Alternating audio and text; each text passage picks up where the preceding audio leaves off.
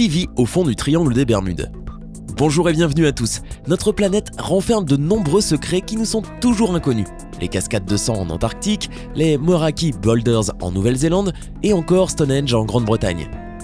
Ces endroits et bien d'autres continuent à faire couler de l'encre et à susciter la curiosité à cause des mystères qu'ils recèlent. Cependant, il existe un endroit unique et spécial qui en terrifie plus d'un de par sa force inexplicable.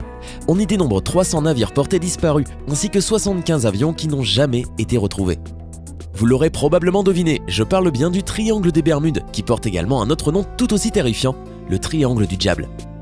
Malgré les différentes théories scientifiques qui ont émergé à son sujet, personne ne sait exactement ce qui fait disparaître les bateaux et les avions dans cette zone géographique située en plein océan Atlantique, entre la Floride, Porto Rico et les Bermudes. Cette zone forme un triangle d'une taille variant entre 500 000 et 1,5 million de kilomètres carrés. Certaines personnes croient que ces disparitions sont le fait de monstres marins, d'autres accusent des éléments étrangers, tandis que certains chercheurs affirment que ce sont des vents exceptionnellement forts qui causent d'énormes vagues. Le triangle des Bermudes a même été mis en cause dans la stratégie de la Marie Céleste. Ce navire avait été retrouvé à la dérive dans l'océan des jours après qu'il ait disparu. Il n'y avait plus un seul membre d'équipage ou passager à bord, ni mort ni vivant.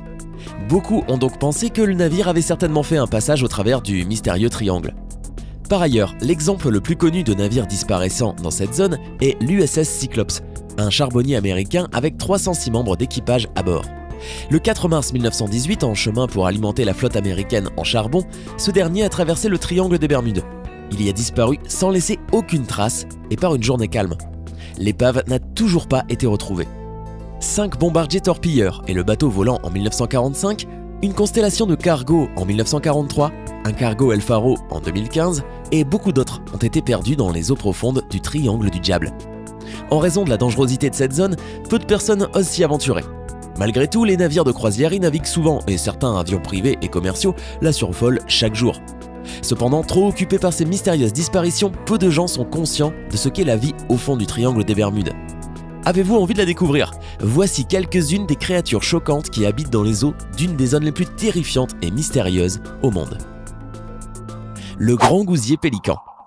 C'est un poisson étrange qui vit dans les eaux profondes de l'océan et qui pourrait ressembler à n'importe quel autre.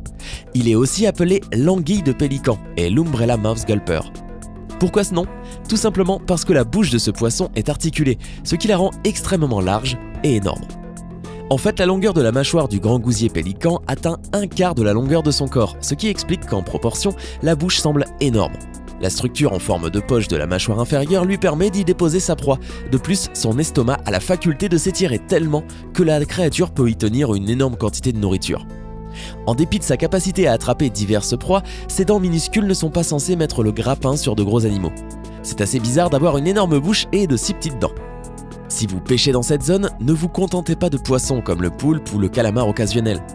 En effet, la bouche du grand gousier pélican servant de filet quand il pénètre dans un grand groupe de petits poissons et de crevettes, sa capture permet de faire d'une pierre deux coups. Le triangle des Bermudes héberge une très belle population, n'est-ce pas?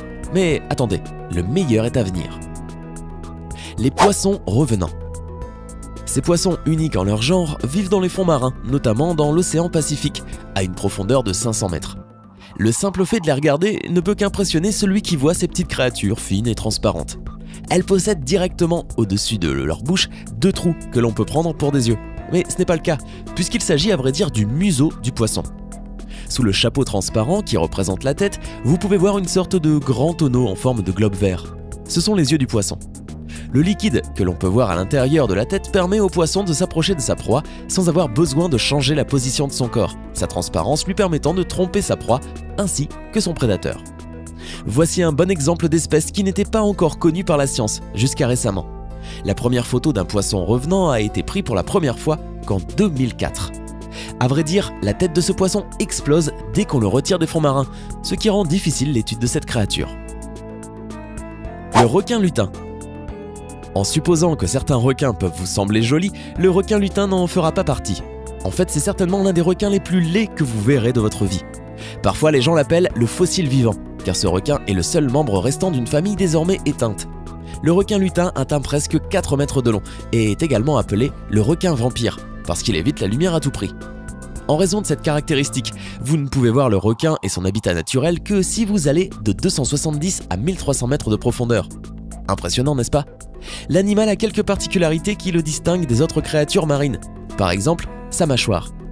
Vous ne remarquez rien d'étrange à première vue, mais dès que sa proie apparaît à proximité, celle du requin lutin va s'allonger pour l'attraper.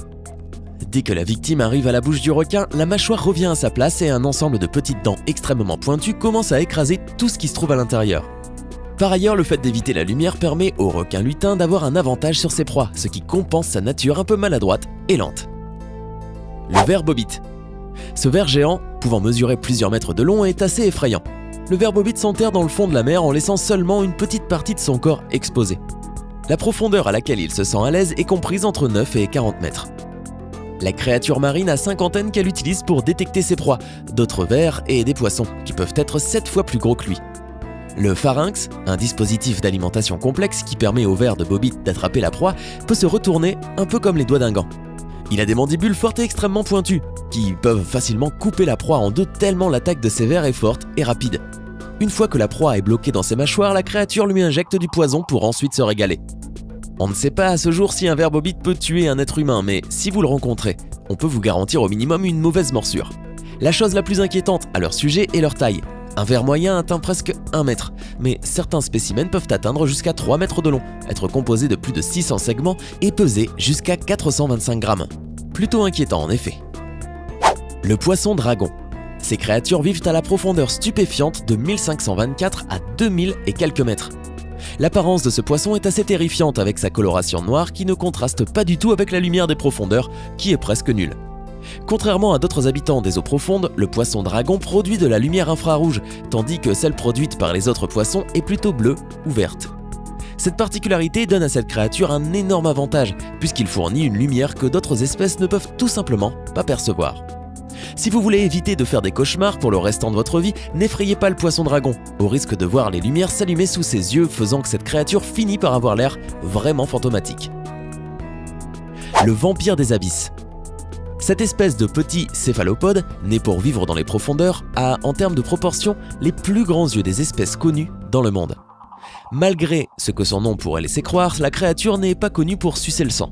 En fait, la moitié de ses tentacules n'ont même pas de ventouse, mais par contre, elle a des yeux rouges brillants et un manteau gélatineux dont la couleur varie du noir sombre au rouge pâle, selon le lieu et les conditions d'éclairage. Par ailleurs, si l'éclairage change, ses yeux peuvent sembler bleus, alors que son corps deviendra noir. Ces créatures sont également couvertes d'organes produisant de la lumière, appelés photophores, qui ont la capacité de distraire les prédateurs et leurs proies.